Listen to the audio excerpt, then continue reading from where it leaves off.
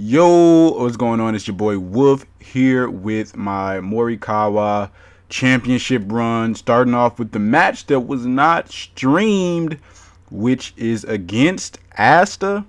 Now, it's been some time since I haven't watched anything back other than the first match that was on stream, which was the top 8, just to see what the commentary was like and what the chat was like, because I pretty much stayed away from the stream during my run. But here we are, first match. I'm gonna hopefully with this series try to give just my commentary, my thought process behind some of the plays that I made, if I could even remember what I was thinking at the time. But here we are with the first deck, which is going to be Wolf the Dog. That is the name of the deck. I thought that I had been an Ezel player all the way up until the Morikawa tournament, right? So I'm just an Ezel fanboy.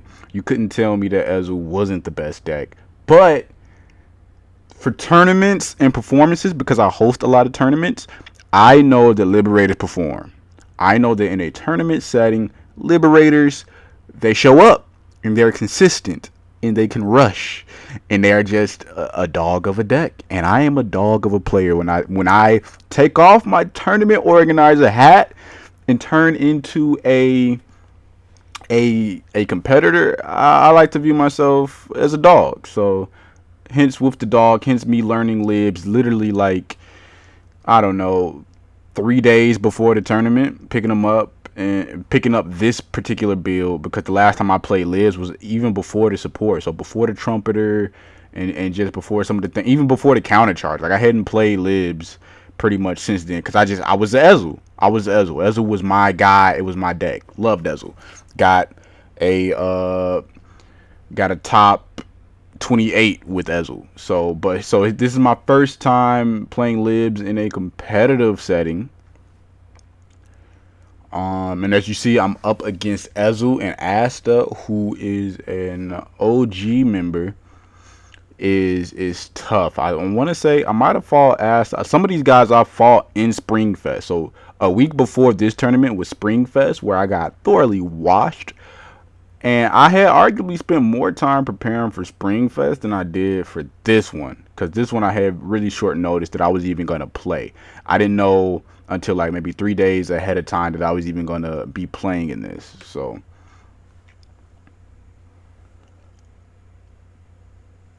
here we can see I'm trying to get that. For the most part with this deck, I follow the formula, because this is one of the decks you can afford to not overcommit the board, but commit a full front row at the least, and try to get the 1 to 3 and the 3 to 5 pushes off.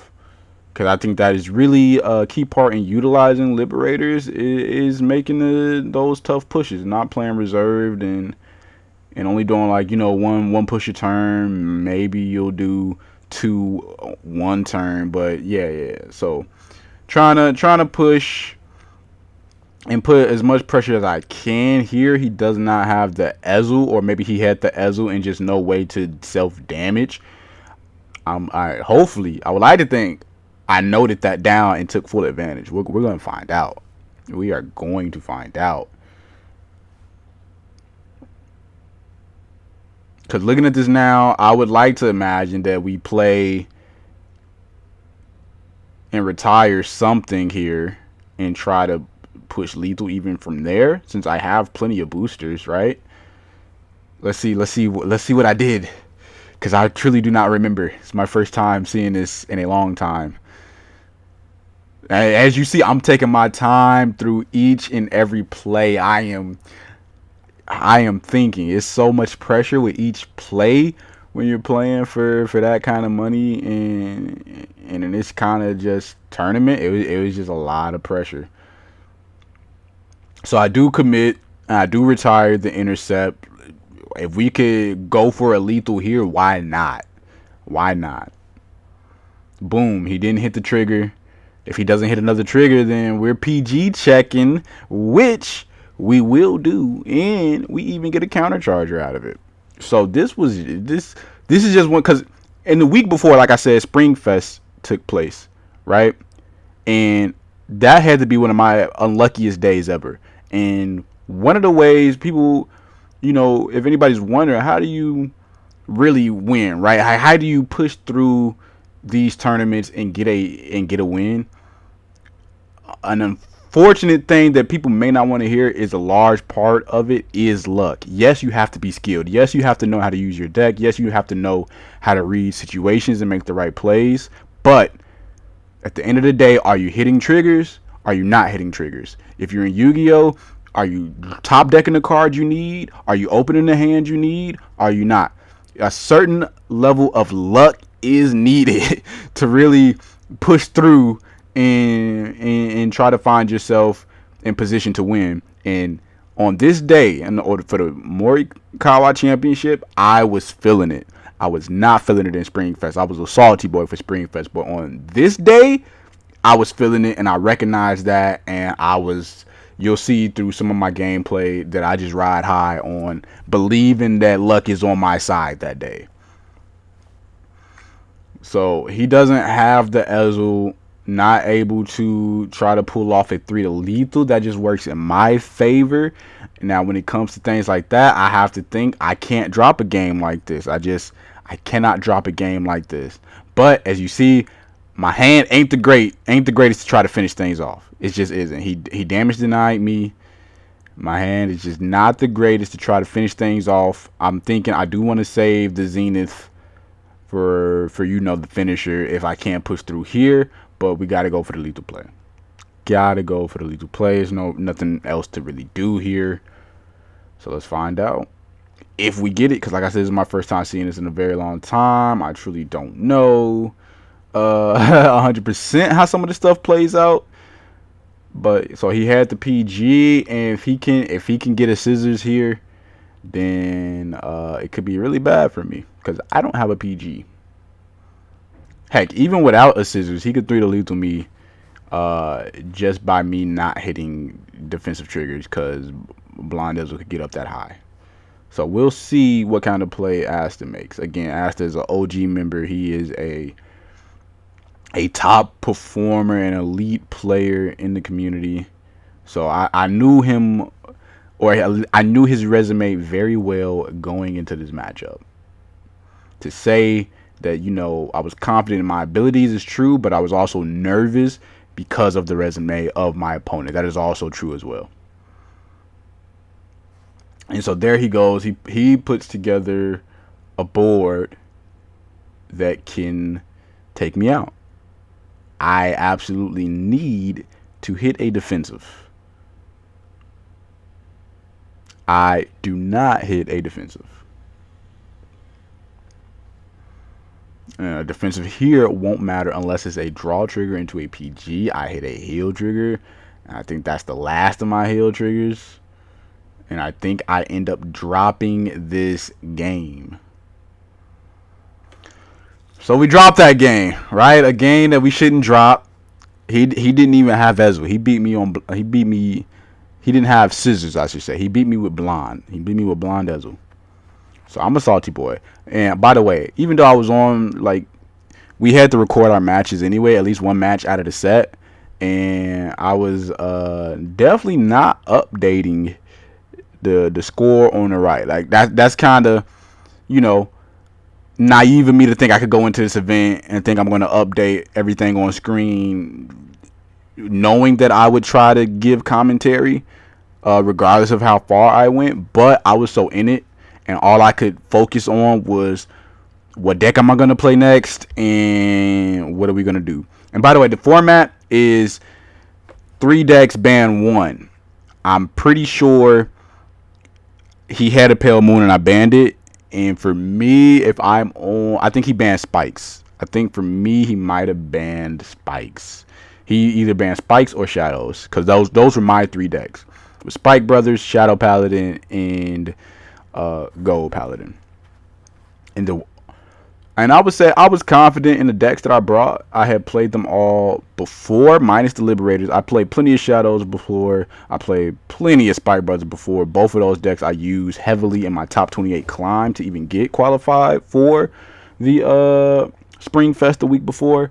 But Lib's version of Golds was the only one that I had the least experience on. So Boom. He brings out Shadows and by the way, I was gonna ban Pale Moon all tournament because I had no idea about how to play that matchup because that's just something I didn't practice and I didn't plan on needing to because I was gonna ban the life out of Pale Moon. So I stuck with the dog. Golds was just gonna have to get this win. I know it could win. I knew it could win. And I was like, he's gonna have to show me that he can beat this deck twice. That was the mindset. He's got to show me he can beat this deck twice. And I'm seeing, at that point, I would have already known his second deck was Shadows anyway. So Shadows just rarely can beat Liberators, like especially with a Garmor. Like both decks like to retire, both decks like to get off the multi attack, but we know that Shadows can only do it with Raging Form, and if I use my Garmor at the right time, then he can't gain advantage through protection. But I'm already out 2 heal triggers, so that's terrible. That is horrible. I do got 2 Blaster Blade Liberators in hand. We'll see if I try to go for some push plays. I don't have 2 Counter Blasts though, so I'm definitely thinking of what to do. You can see I like to hold the card, think about it before I place it, and then place it. I don't know why I do it like that, but I don't know. Like I'm thinking about it heavily before placing it at all times.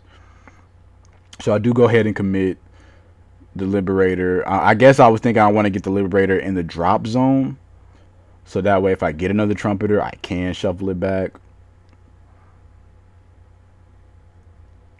Not if I get another Trumpeter, I could shuffle it back from the drop zone. All because keep in mind I'm new, so at that time I don't even know if it's in my mind that Trumpeter can shuffle back from the soul as well because it can. So yeah, that's how new I was on Libs at the time of this tournament. So he's got the full front row assault going down. I've already ran through 2 heal triggers, and you know things ain't looking the greatest because we don't got the Gansalot. I really love setting up Gansalot with Libs, but we got to go into Garmor, which is fine. We get protection. He can't get that advantage over me if he does have whatchamacallits. If he does have Blaster Dark Revengers. And so now we get into me being able to countercharge and retire things, and we could start really pushing here. We could really start gaining some steam. And that is exactly what you're going to see me do. What do I do? I commit the other blaster here is the question. I feel like, am I going to waste the Garmor? Nah. I guess we are wasting the Garmor. I couldn't tell you what I was thinking right here. As you can see, I'm putting a lot of thought into it. The clock was my friend this tournament. I will go ahead and commit the Garmor, thinking that I could just save my blaster and probably do a little Zenith blaster combo.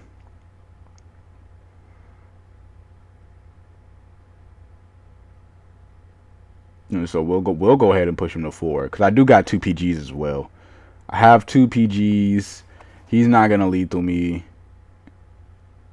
so we'll go ahead and push him to 4 and then push for lethal with Zenith. I'm pretty sure it's the mindset, right? We got the perfect. We'll have 3 counter blasts. We'll have 2 intercepts. Like we'll just easily be able to threaten lethal more than once, which hopefully should be enough. It should be enough to get me this win.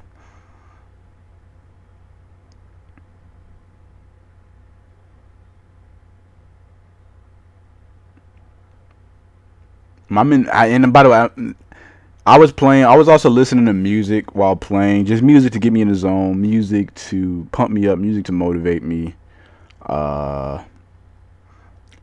Sometimes I just played the same song on repeat a bunch. That happened a lot throughout this run. Just playing the same song on repeat. just staying in a positive mentality, just all mental. It was a lot of different just mental approaches that I had to keep my mental in a good space, and in a space that could think of outs, in a space that could think of the best plays possible, in a space that that I think you just need a good mental space to be able to perform well in these kinds of situations, because you can see it's a lot of pressure. I'm making moves super slow and just thinking about all the possibilities.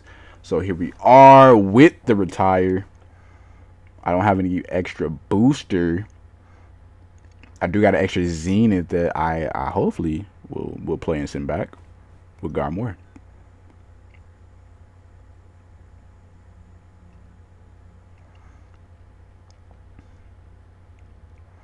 So take out the remaining intercept, swing in, send back, just so we can have an extra heal in the deck. Because I think that'll be my only heal left in deck, right? We burned through 2 earlier, had 2 in hand.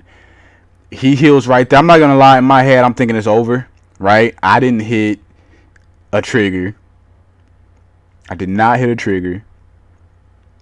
So wasn't able to even push him to 5. And I'm thinking it's just going to be more chances for him to get the PGs he needs in hand to survive. So I kind of was thinking it was over for me. Not going to lie. That's not going to stop me from making and imagine me saying that after I just talked about being in a good mental space. But that's the reality of it. It's a roller coaster. It's really a roller coaster. One minute you're thinking, there's no way that I could drop a game like this. And then the next minute you're thinking it's over. It's over. Pack it up. At least we made top 16, huh? That's a story in itself. But it is not over. We still have 2 PGs. We still got Garmore and his ability to superior call. It's not over. Not by a long shot. And I could tell by everything he's doing. And I could tell what's in his hand, right? We would know that he has a Raging Form in hand. We know that he just did that. So I'm thinking no PGs, even with a Raging Form ability. You're not going to get the PGs required to survive. So that reinvigorated me seeing that. Because we survived this Raging Form because we have the 2 PGs. And I got a draw trigger as well. So, feeling good, feeling great. Feeling good, feeling great. He will go ahead and use that Raging Form. He had to give up an intercept to do it. Actually, he couldn't even hit me. I didn't even have to waste any PGs. He couldn't even hit me. So now I'm back in that, there's no way I drop this game mindset, right? Like it's over. We got 2 intercepts. We got a zenith. Let's just go ahead and finish this. Let us go ahead and finish this. Trumpeter. Go ahead. Let's get a sick top deck. My top deck was trash. It was not sick. But we'll take it because I got to send the card back anyway, right? Although this is an awkward board. This is an awkward board. Very awkward board. But it is what it is, right?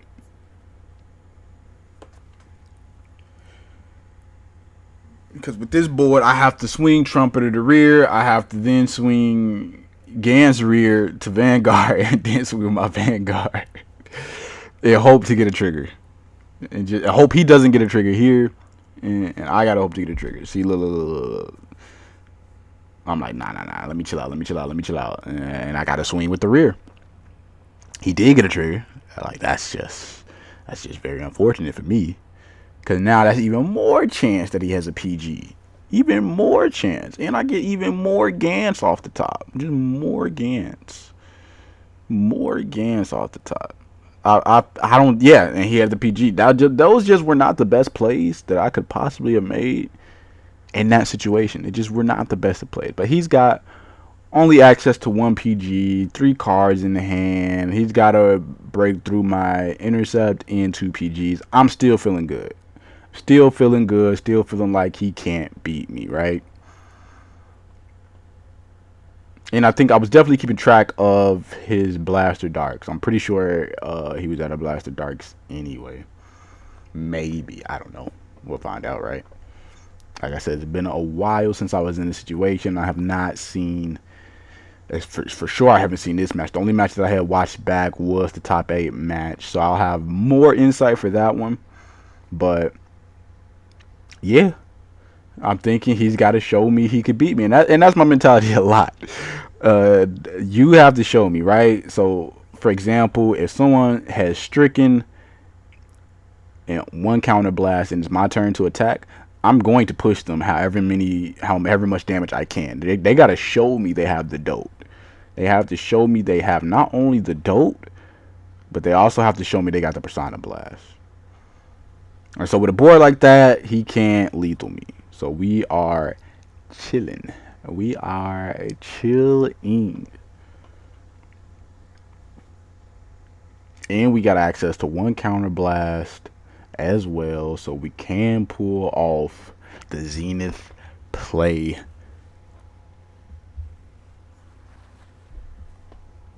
So this one we take. This one we do take. A little bit of some sloppy play. I'm not perfect. You're definitely going to see misplays throughout this series. We'll call it Road to Morikawa Championship. Is I think what I'm going to call it. But so you'll definitely see misplays throughout this series. I'm not perfect, but it's not about the misplays. It's about how you respond to misplaying. It's about how you respond to being in these situations, you know? And we take them out 1-1, force the game 3. We'll see exactly what deck keep in based off my choice here. My 2 remaining decks, Spike Brothers and Shadows. He obviously has to keep playing his Shadows here. And I think it comes. Actually, I think he wound up banning my Shadows. Because I want to say I remember doing some nice things with Spike Brothers. So here we go. Spike Brothers. Why did you choose Spike Brothers? I don't have Pale Moon. I think I could have built a Pale Moon, but I'm just not that guy to play, you know, the tier 0 decks like that anyway. So then that leaves Kagero. I had played Kagero on Springfest. My lineup for Springfest was Ezu, Kagero, and Shadows. Kagero by far was the weakest performing deck. I was getting washed on it. I was getting wrecked. It was letting me down. Just really, Kagero has so many times where there's awkward hands where, let's say you got a lot of cards in hands, right? It ends up being like 3 PGs, the grade 3 that you want to ride over Dauntless with, and then like something else. So it's just really weak hands when you think about it. Yeah, you'll survive, but you can't really push, or you're waiting for one turn in particular to push, which is when you ride over the Dauntless and hope that you have a Dragonic Overlord, right? That's it. That's weak to me. That overtime at one point it was strong, but I think the meta just got to a place where that's weak. It's too slow and it's too weak. So we threw Kagero in the trash. And then I did test out Blouse. I wasn't feeling Blouse. And then I tested out Spikes, and I'm like, yeah, this feels good. So we went with Spikes. Spike Brothers was a sleeper pick, man. People were sleeping on it. People were sleeping on Spike Brothers.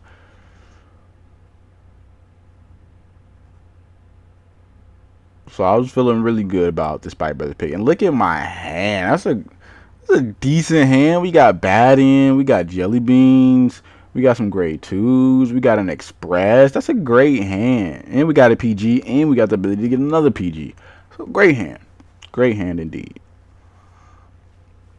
We see Asta taking an approach to push me, though. He's rushing me down.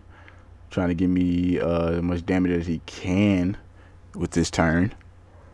But I'm chilling. And we get the wow hitter to go behind the Vanguard if need be. Alright, so we just got, only thing we're missing is literally Emperor. That's the only thing we're missing. And I don't play around. I already know no one would hesitate to snipe my starter. So we'll just go ahead and grab the PG because you never know what could happen. Just be better to be safe than sorry, right?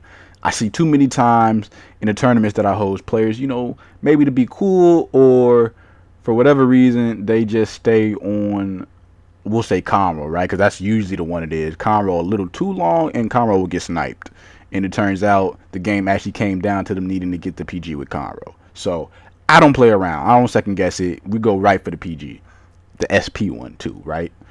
You can search out SP, PG. Why not do it?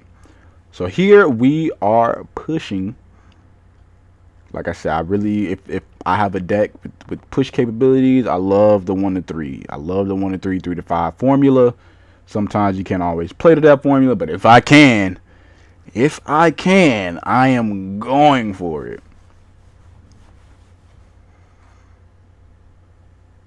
I also like to shuffle back heals right away. So if I'm on a deck that plays Gans or a deck that plays Jelly Beans or anything that can shuffle back heals, I like to shuffle them back not only right away, but if they could proc. So that turn that I swung, I could have proc the heal and actually heal, and that's when I like to shuffle them back. Otherwise, unless I'm really strapped for a grade 2, like turn 1, then I'm keeping it in hand until I could shuffle it back and actually proc. And we got the Emperor and another Jelly Beans. Like you can see, luck was just on my side this day. This is when I was starting to get the feel for it. I'm like, oh, this is what type of day it is. I can't waste it. I can't waste it. That's what type of day it is. Like, I cannot waste this. I must ride this luck as far as I possibly can. So, like you can see, I'm filling up my board. No hezzy filling up the board. No hesitation.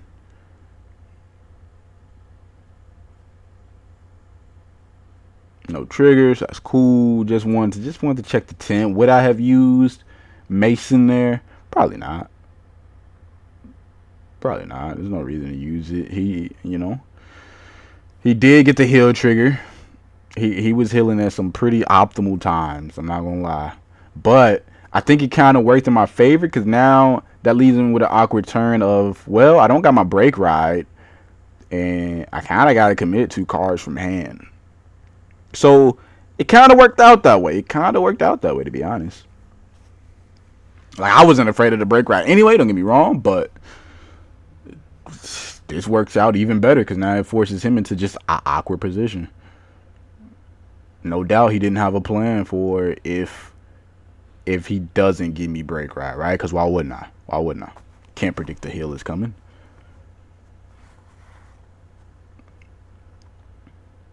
And boom, there it is. So I'm already starting to see that his hand just ain't that strong. And if he does not hit a draw trigger here, it's push city.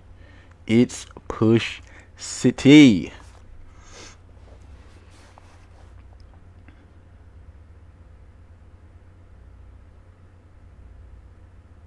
And I get my heal trigger as well.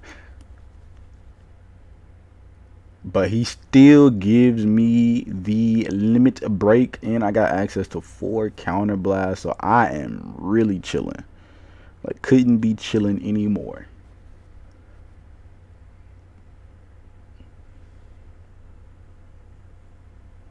But I'd be lying if I told you that I knew what I was going to do right here. I think maybe hold on another turn, possibly. Although I would just go for the lethal right here. Why not? Why not? Just pack him up, get him out of here. It's not like he could lethal me anyway. Do it. Do it. Do I do it? I do it. We go for it. Tonight we feast. Tonight we feast.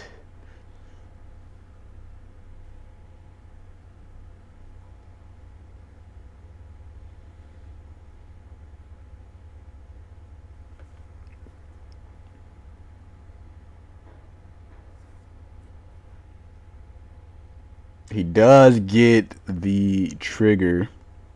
I don't know what the disconnect was about. We will go ahead and make the call.